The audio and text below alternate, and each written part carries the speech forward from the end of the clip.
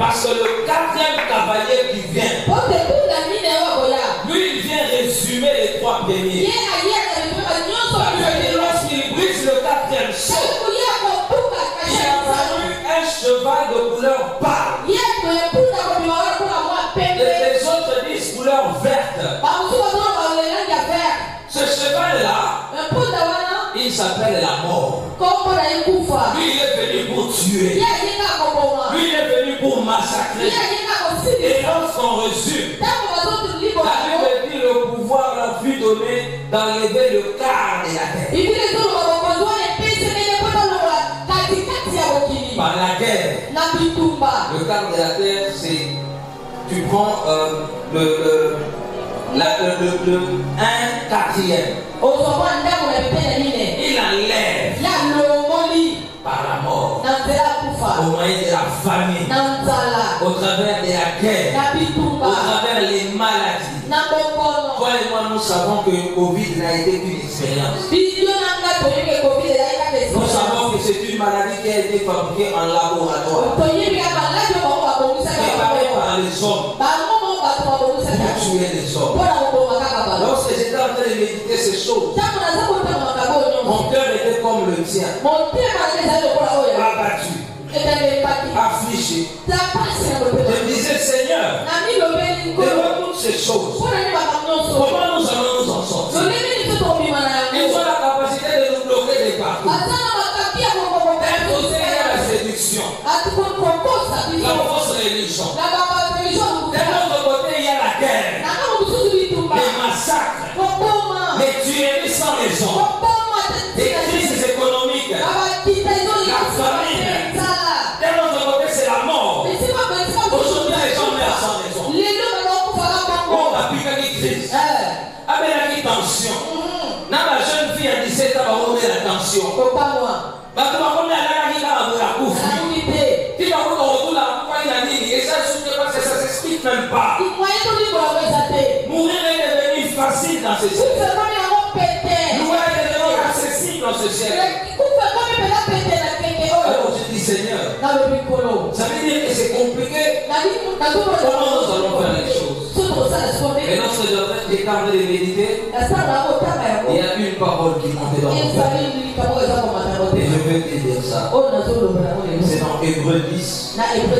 Je commence à partir du chapitre du verset 35. N'abandonnez donc pas votre assurance.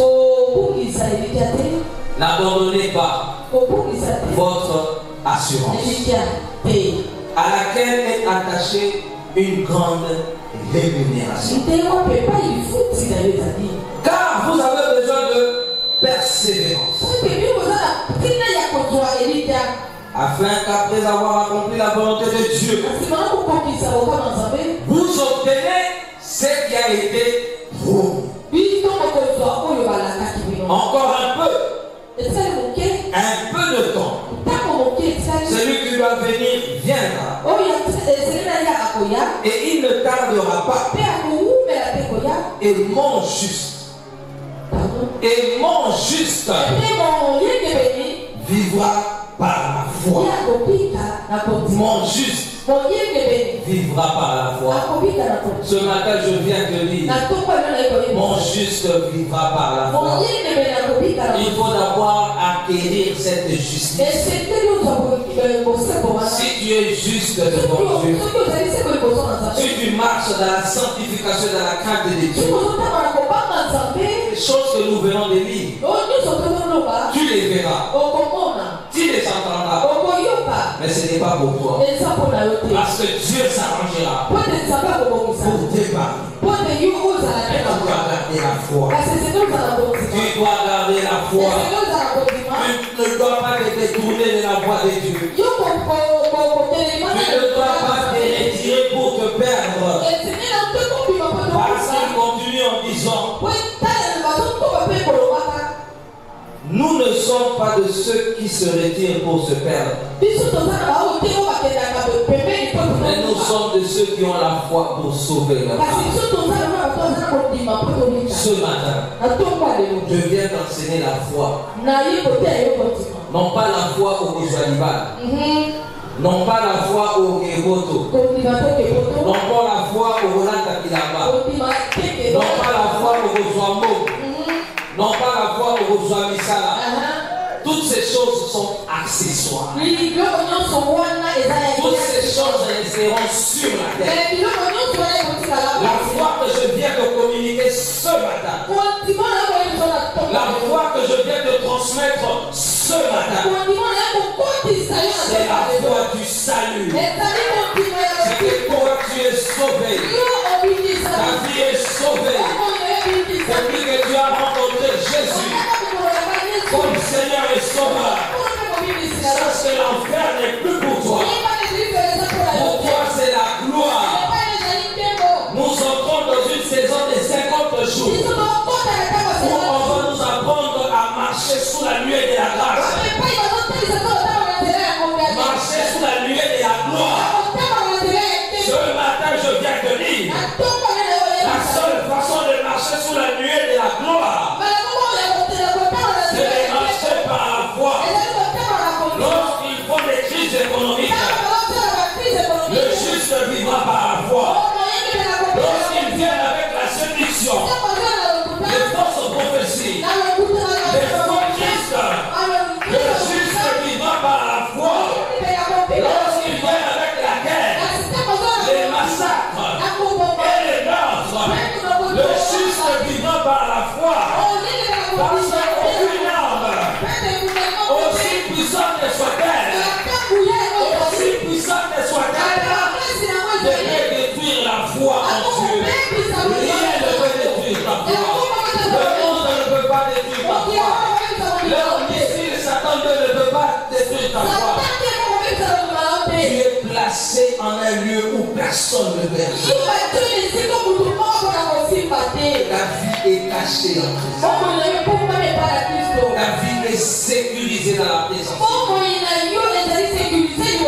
Et ce que toi tu as fait, c'est rester fidèle. C'est pourquoi la Bible dit nous avons besoin de persévérance. Persévère. Ça, ce n'est pas le moment d'abandonner. Persévère. Ça, ce n'est pas le moment de se divertir. Persévère. Ça, ce n'est pas le moment d'aller dans les choses que tu ne contrôles pas. Parce que Paul dit en un éclair, en une minute, en une seconde, au son de la trompette, l'église sera enlevée. L'église disparaîtra. Il y a un moment où l'église ne sera plus sur la terre comme nous la connaissons. Et ce jour-là, le mal va maintenant se manifester. Toi, tu ne dois pas rester. Toi, tu ne dois pas rester. Passer par la grande tribulation, ça sera trop difficile. Si aujourd'hui, pour la grâce te protège, si aujourd'hui, pour la grâce te favorise, tu n'arrives pas à combien plus forte raison lorsque la grâce ne sera pas. Il y a bien d'autres aspects par rapport à ce sujet que je ne peux pas aborder ce matin. Je peux seulement te dire, prends une décision. Fais une introspection. Regarde ta vie. Où est-ce que tu en es avec Jésus? Où est-ce que tu en es avec les saints? Qu'est-ce que tu n'as pas encore fait? Qu'est-ce que tu n'as pas encore abandonné?